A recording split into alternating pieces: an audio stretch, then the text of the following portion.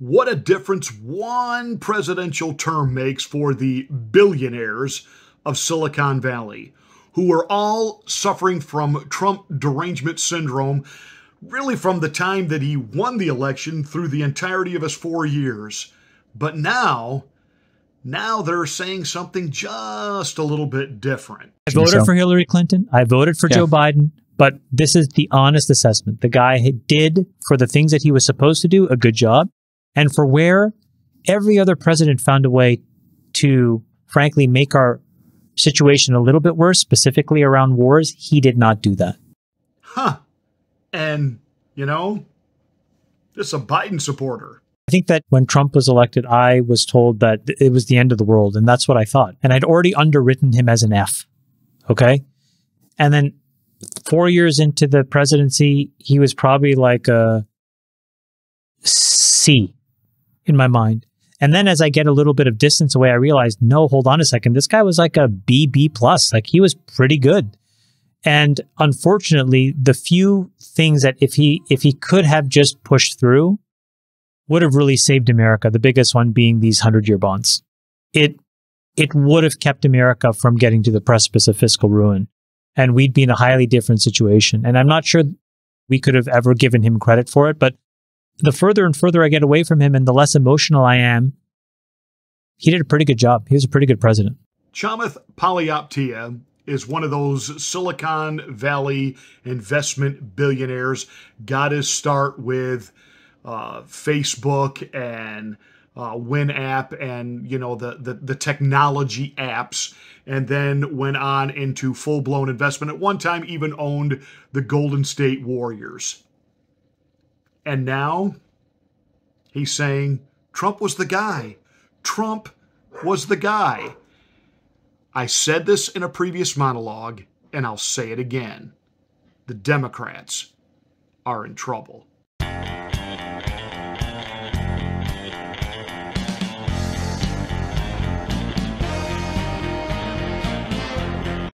Hi, this is Pastor Marty. Welcome to the Afternoon Drive. So glad to have you along. Make sure you're a subscriber to the channel, and once you are, smack the bell. Allegedly, they'll tell you about all of my rants, my ravings, and of course, my undeniably flawless reasonings. Hey, and please like and share this video. That's how we get the word out that we're here. That's how we let people know about this channel. Thank you so much for doing that, and welcome to the Afternoon Drive. Well, while the GOP in Congress decides how to try to somehow get its act together regarding a speaker for the House, and Democrats are trying to take this victory lap, and the media are willing to help them take this victory lap, that while the Republicans are in disarray, the Democrats, they're united. They may be united as elected officials in their party, but their base is not united. Their base is leaving them, and their base is coming in our direction.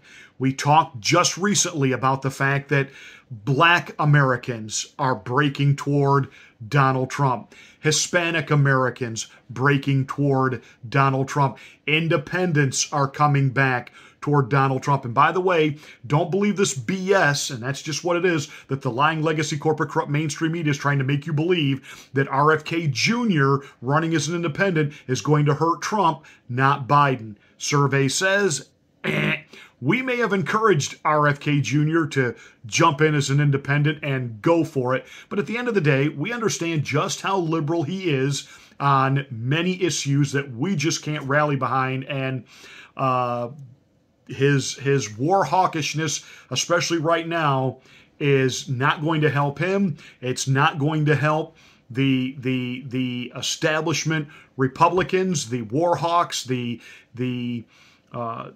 Lindsey Graham, who would constantly have us at war with literally everybody, and, you know, Nikki Haley's trying to pick up that mantle.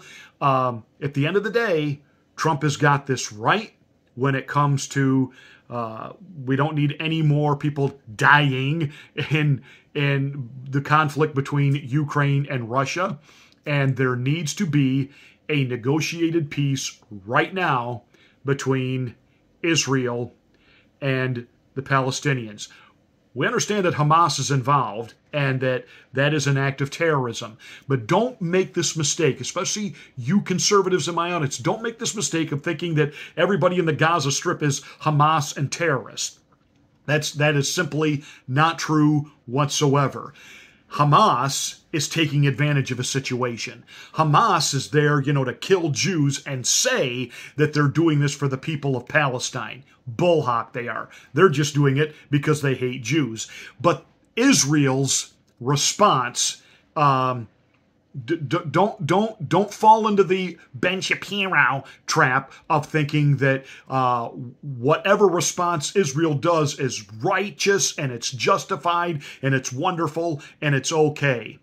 Again, most of the people that live in Gaza are not part of Hamas. They're not part of any terror organization whatsoever. In fact, they have come out and decried the act of terror. But of course, that hasn't stopped what's going on in a blatant over-retaliation. And don't buy into, especially in this social media age that we have, where are all these photos of the so-called beheaded babies that were set on fire? The few photographs, video clips that they've tried to put out have all been debunked as AI generated. Yes, we stand for Israel as a Christian. But I also stand for the citizens of Gaza to not be massacred because they are being blamed for what Hamas did. This is the new political world in which we live in, that there are things that happen that require leadership of nuance, not just, kill everybody, which is what the war hawks and the Uniparty are all about, whether they be Democrat or Republican, because they're all part of the military-industrial complex. And now the billionaires, who were always, in their own minds, leftists, and I've always told you that all the real money in this country is not on the right, it is on the left. And all of these, especially these in the tech world, they're all involved in wokeism. They're pulling away from it because they're beginning to discover they can't get people to go to work. And when they do go to work, they do shoddy work. And they're all just about their own cultural identifications. And you didn't refer to me by the right pronoun, and now I need a personal day, a personal week. I can't come into work. And these CEOs are beginning to wake up saying, wait, we've created a monster, you think? And they've even woken up about Donald Trump.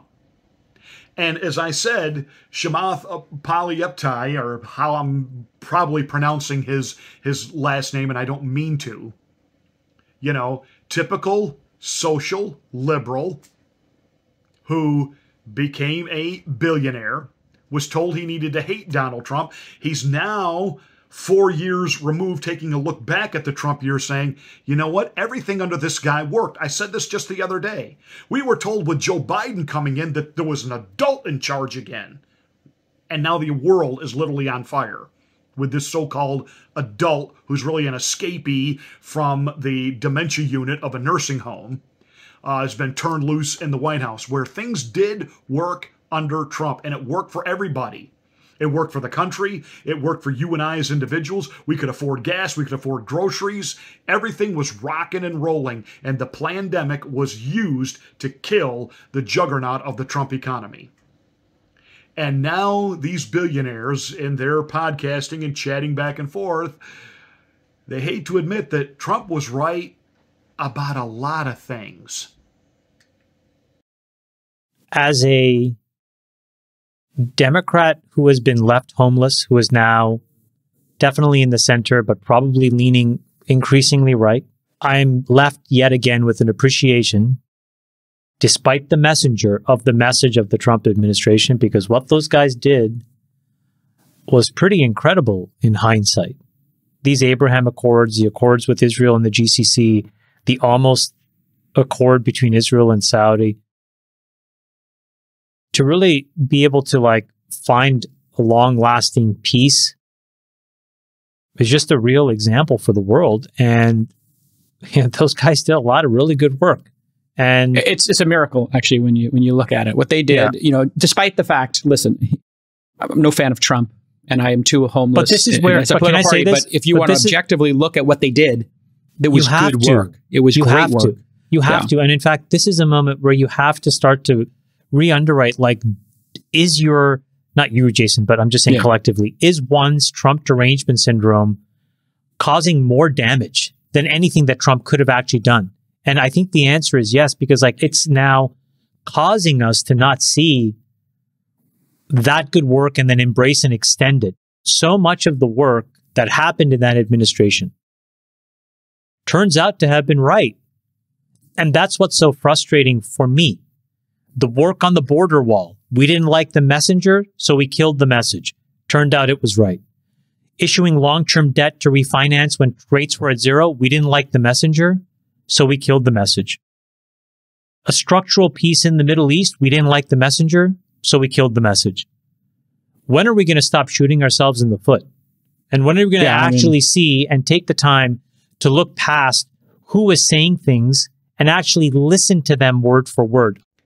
And as we watch the world incinerate around us, we're finding out that Trump was right in how you do foreign policy.